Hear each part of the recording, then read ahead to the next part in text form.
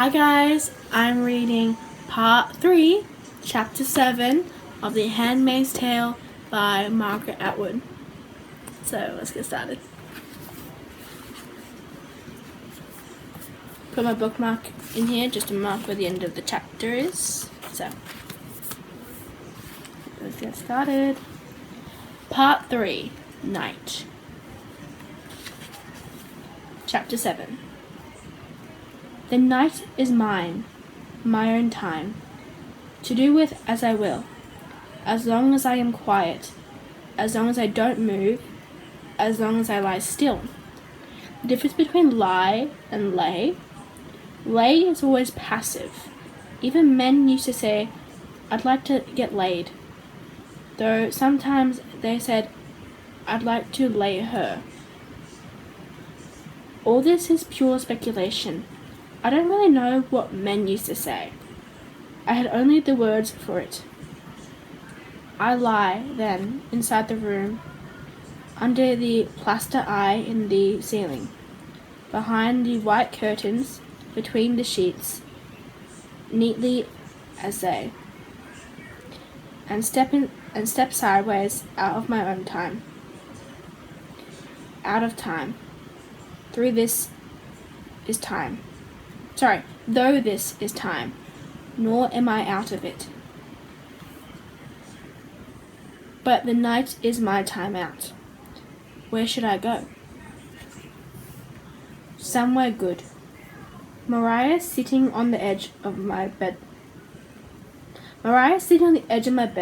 legs crossed, ankle on knee, in her purple overalls, one dangly earring, the gold fingernail she wore to be eccentric, a cigarette between her stubby, yellow-ended fingers.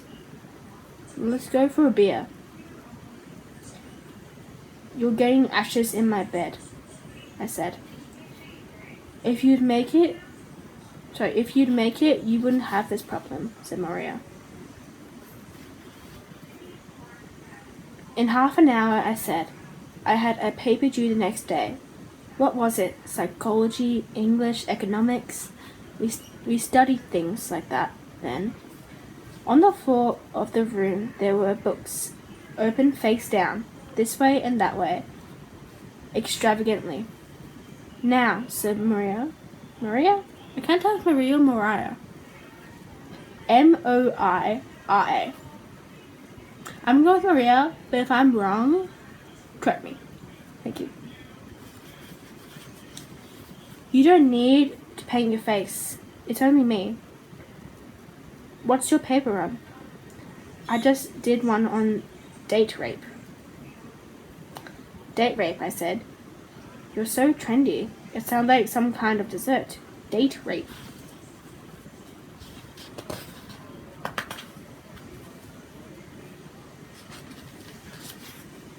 Ha ha, said Maria.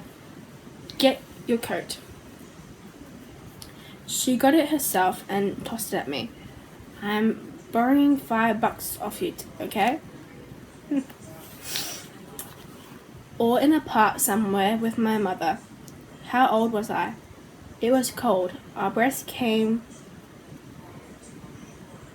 Or in a park somewhere with my mother. Okay, I did say that right. How old was I? It was cold. Our breath came out in front of us. There were no leaves on the trees. Grey sky, 2 ducks in the pond. Disconsolate. Breadcrumbs on my finger in my pocket. That's it, she said. We're going to feed the ducks.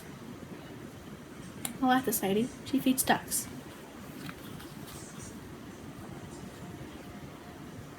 But there were some women burning books. That's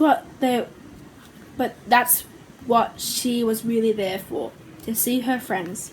She lied to me. Saturdays were supposed to be my day.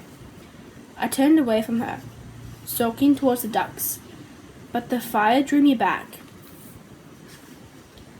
There were some men, 2 among the women, and the books were magazines. They must have poured gasoline, because the flames shot high. And then they began dumping the magazines from boxes, not too many at a time.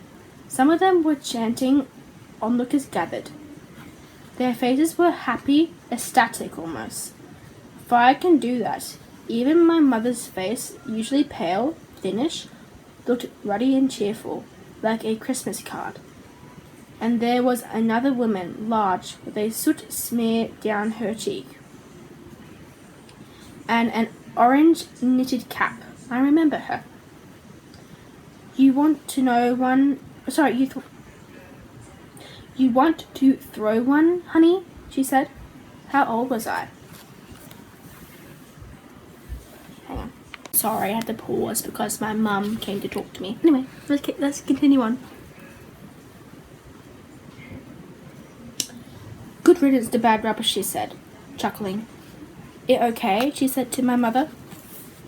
If she wants to, my mother said. She had a way of talking about me to others, as if I couldn't hear. The woman handed me one of the magazines.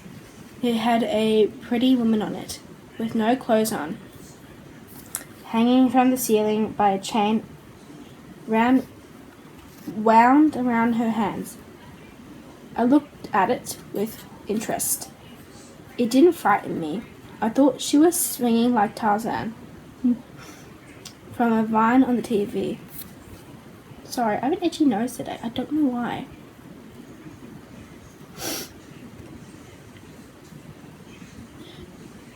Don't let her see it, said my mother.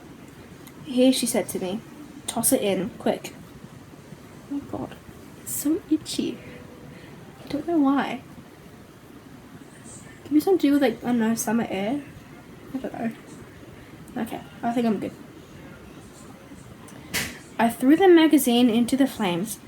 It riffled open in the wind of its burning.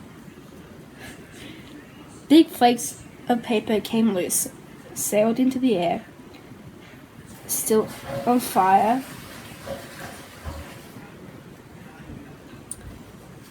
Parts of women's bodies turning to black, ash in the air before my eyes. But then what happens? I know I lost time. There must have been needles, pills, something like that. I couldn't have lost much that time without help. Oh my god. My nose today. It's irritating.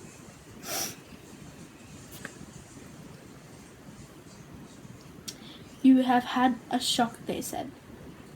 I wouldn't come up through a roaring and confusion, like surf boiling. What the hell's that? I'm thinking of surfing, but I'm not sure that's actually what they mean. Oh. I can remember feeling quite calm. I can remember screaming. I felt like screaming, though it may have been only a whisper. Where is she? What have you done with her? There was no night or day, only a flickering. After a while there were chairs again, and a bed, and after that a window. She's in good hands, they said, with people who are fit. You are unfit, but you want the best for her, don't you? They showed me a picture of her, standing outside on a lawn, her face a closed oval. Her light hair was pulled back, tight behind her head. Sorry. Holding her hand was a woman. I didn't know. She was only as tall as the woman's elbow. You've killed her, I said. She looked like an angel, solemn, compact, made of air. She was wearing a dress I'd never seen, white and down to the ground. I would like to believe this is a story I'm telling. I need to believe it. I must believe it. Those who can believe that such stories are only stories have a better chance. If it's a story I'm telling, then I have control over the ending. Then there will be an ending to the story and real life will come after it. I can pick up where I left off. It isn't a story I'm telling. It's also a story I'm telling in my head as I go along. Tell rather than write, because I had nothing to write with, and writing is in any case forbidden. But if it's a story, even in my head, I must be telling it to someone. You don't tell a story only to yourself. There's always someone else. Even when there is no one. A story like that, dear you, I'll say, just you, without a name, attracting a name attaches you to the world of fact. Attaching a name attaches you to the world of fact, which is riskier, more hazardous. Who knows what the chances are out there of survival? Yours, I would say, you, like an old love song. You can mean more than one. You can mean thousands. I'm not in any immediate danger. I'll say to you. I'll pretend you can hear me, but it's no good, because I know you can't. End of part 3 and end of chapter 7. Part 4, chapter 8, I will read later, but for you will be tomorrow. Bye. Wait, firstly, I just want to apologize. This video felt like it was on crack, honestly. Like, it is never this clumsy when I do it. It is clumsy, but not this clumsy. Anyway, that's it. I'm sorry. Bye.